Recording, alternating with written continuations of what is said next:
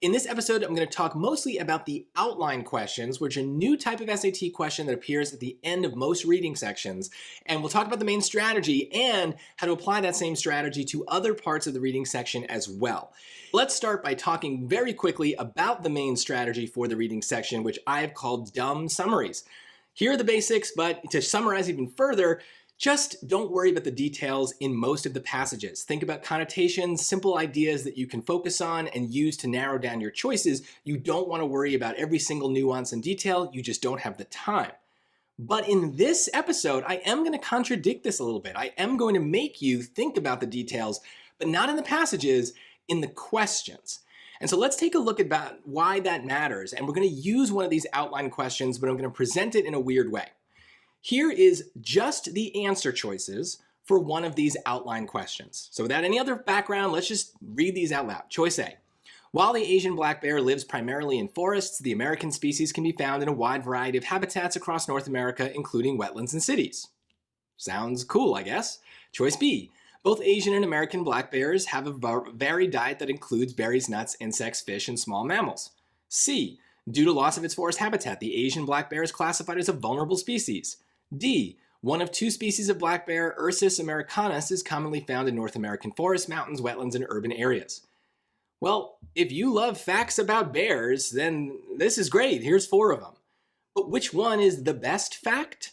I don't know, and neither do you. You may have a feeling, you might be drawn to a choice here, but it's completely based on you.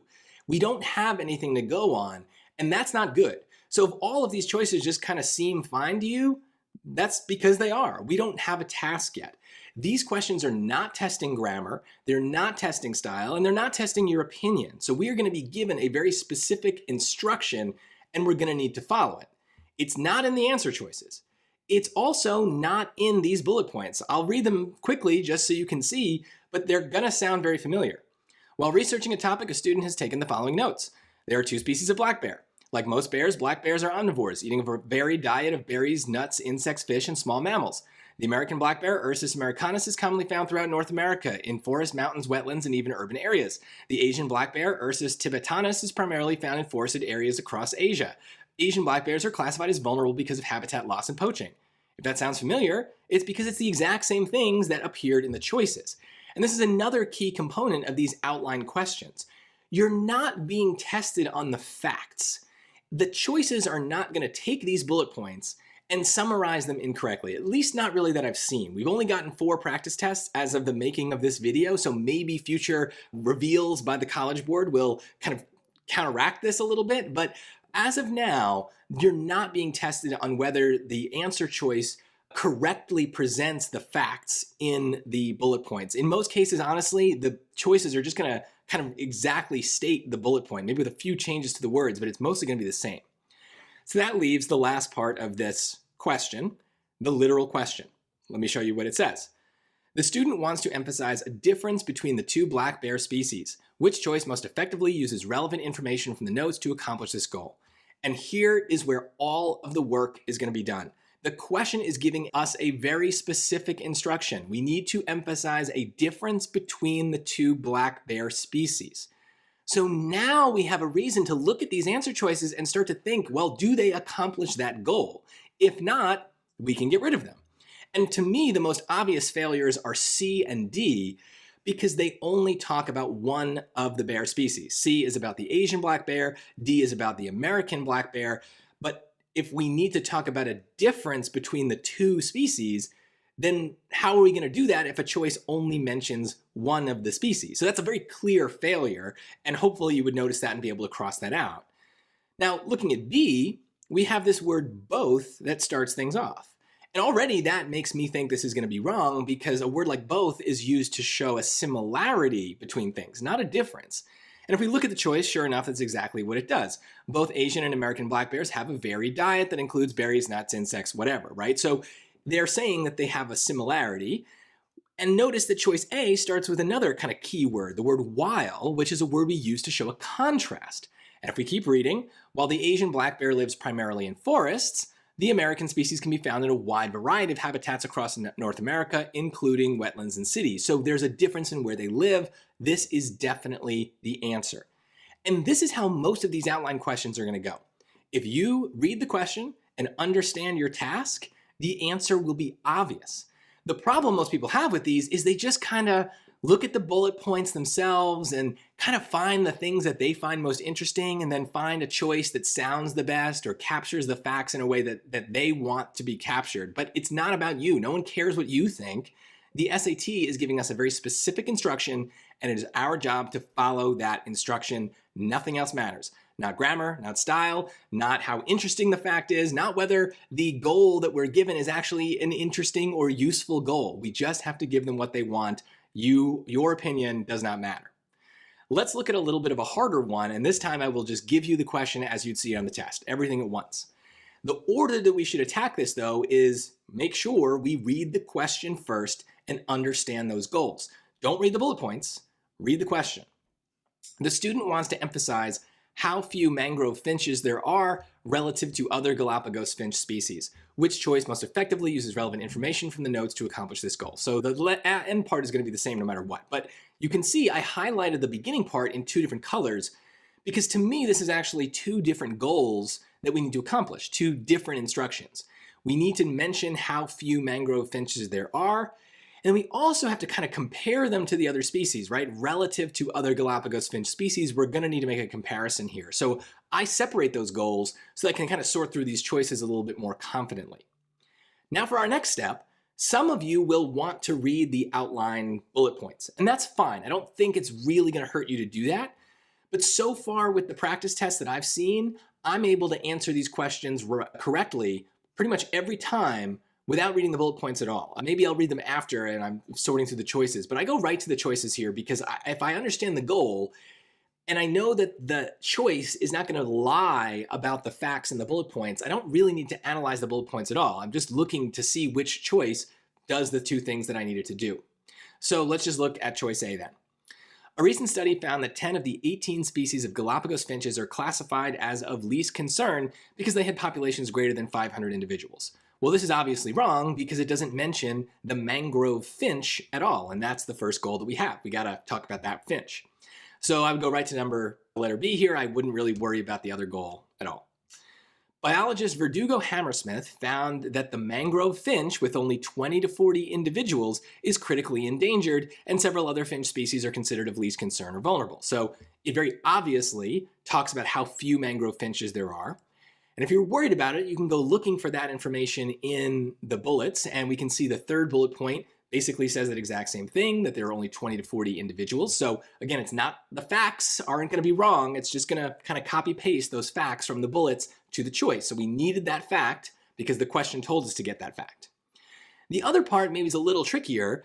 It's critically endangered and several other finch species are considered of least concern or vulnerable. So that kind of sounds to me like we're comparing the mangrove finch to the other finches, right? It's kind of at least mentioning the other finches, so maybe that's right. I don't know. It doesn't jump out as being obviously right to me, but I would definitely keep it in the mix for now. And then you can see if you want to check that the fourth and fifth bullet points there kind of say the same thing. They add even more information. And it's not necessarily bad that choice B leaves out that the of least concern is 500 individuals. It doesn't need to capture everything, but we can see where this fact comes from. So let's just look at C and see if that's any better. With only 20 to 40 mature individuals, so the mangrove finch population, we're talking about that, is considerably smaller than most other Galapagos finch populations. So there I do think, again, we have this kind of comparison. They're saying it's smaller. So at this point, I wouldn't really worry whether B or C is more correct. I would look at D and see what that does, and then we'll worry about the slight differences later. So looking at D, they kind of flip things here. While most species of Galapagos finches are classified as of least concern or vulnerable, so here they're doing the second goal first. They're talking about the other finches first, and the order doesn't matter. That's not a problem for me because it also accomplishes the second goal, or the first goal, I should say. The mangrove finch population consists of 20 to 40 individuals. So again, we're hitting that fact. And we can tell from B, C, and D, it's very obvious that first goal is accomplished no problem, right? In each of them, they mention the 20 to 40. But the blue goal is where it's a little trickier. And at this point, B, C, and D all seem to maybe be hitting on that point. So how are we going to decide? I'm not going to go back and reread the bullet points.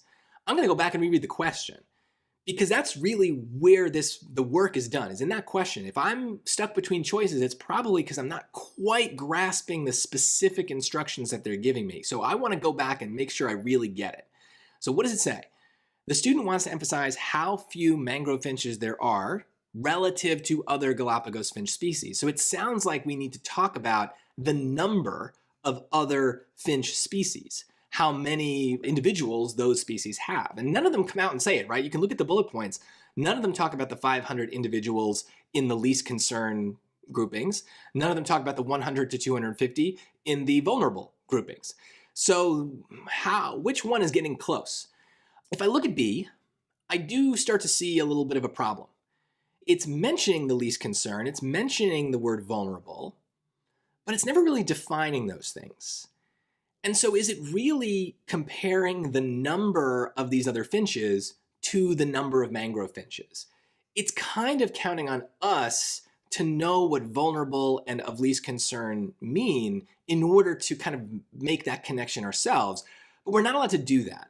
And this is maybe why it's better not to read the bullet points to start, because you're going to absorb those facts and information, but you have to read the choices from the perspective of someone who's like reading an essay or an article, who wouldn't have access to all the outlines that the author of that article kind of put together as research to write the piece, right? So we're not allowed to read into the choices facts that are stated in the bullet points and just be like, oh, well, people would know that.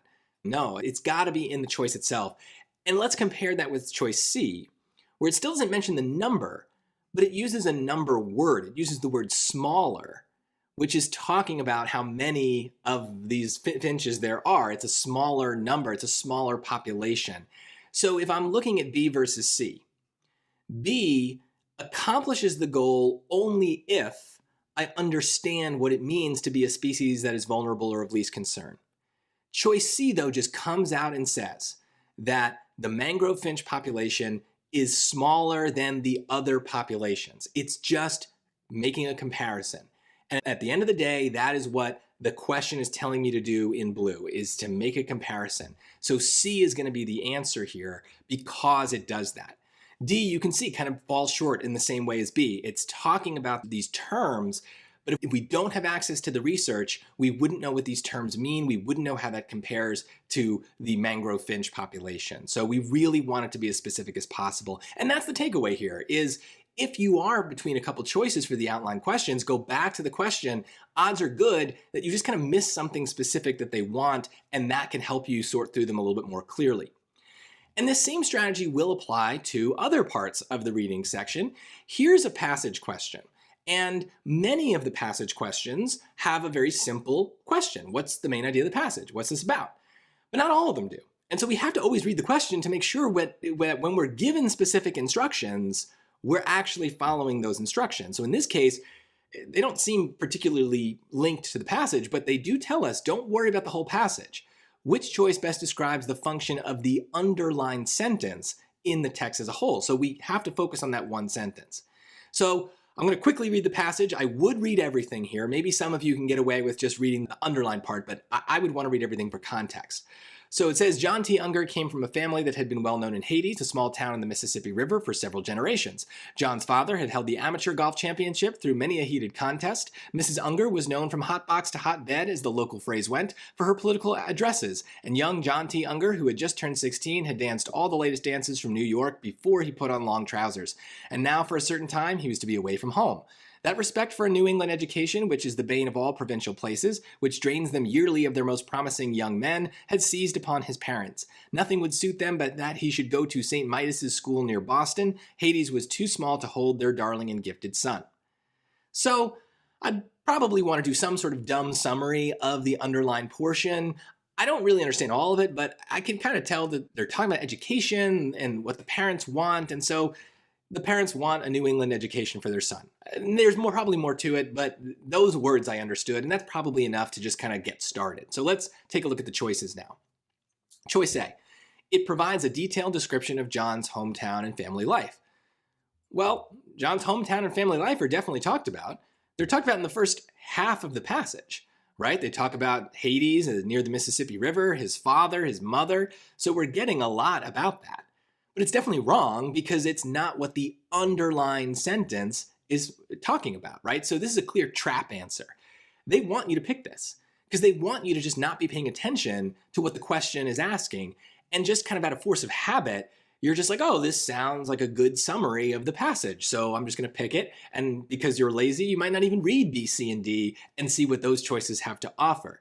But first of all, we always have to read all the choices. But second of all, this is why the question is so important. We need to make sure we're not falling for traps like this. This is a good summary of the whole passage, but that was not our task. So it's a bad answer choice for this question. Let's keep going. It suggests that John's parents have educational values that are shared by others. Well, our dumb summary and the line did talk about his parents. Education definitely came up too. It said they have a respect for a New England education. I'm a little bothered by the end part where it says it was shared by others, but you know what? Let's worry about that later. Let's see what C and D offer and see if they're any better. C, it demonstrates that John is unusually talented compared to other boys in Hades. Well, talented rings a bell. They mention at the end that he's their darling and gifted son, so that sounds like talent. But there are strong words in here that bother me, and this kind of gets to some of the things I've talked about in other episodes. Unusually talented. Well, it doesn't seem to suggest that he's unusually talented, and it's not really comparing him to other boys. In fact, if anything, the underlined portion seems to be saying how John is similar to other people. So this is wrong based on the passage as a whole and on the line that we're being directed to. So this just doesn't seem right. D, it describes the artistic abilities that qualify John for an expensive education. Well, if we read this really quickly, we might say, oh, artistic abilities, he's dancing all over the place. But they're not really saying that the dancing qualifies him for this education. And it's certainly never talked about as an expensive education. So we're not allowed to assume that. So those are strong words that stick out to me in the choices. I can't back them up with the passage. So this would be wrong as well. And that's good. Then I would just pick B at that point and move on with my life. But if I really wanted to, I could also prove that last piece that these values are shared by others. I don't really notice it when I first read the underlined portion, but when I go back, I do see that they're talking that this respect for the New England education is the bane of all provincial places. So that sounds like maybe something shared. So I don't know, but it's good enough for me to just be like, all right, I'm going to pick it. And all of this was much easier because I knew from the start what I was looking for. And really, that is the takeaway for this question, for this entire episode here, is we really need to make sure that if the question is giving us a specific instruction, we are following it. The outline questions in particular are really all about the question. These are pretty much at the end, so you're gonna be short on time, but they're usually easy questions. We really wanna get these right. It's an easy way to boost your score. And if you're focusing on the question, it should be easy. You don't even need to read the bullet points because all the choices are gonna be summaries of the bullet points. So we just need to focus on which summary is the right summary that the question is asking. And this same way of thinking can definitely help us on the passage questions as well. Many of them will be giving us specific tasks, so we always wanna make sure we're not missing that task as we sort through the choices. And you can be sure that if there's a trap answer, it's probably going to be based on misreading or not reading the question. So they're going to take advantage of you if you aren't really focused on that question.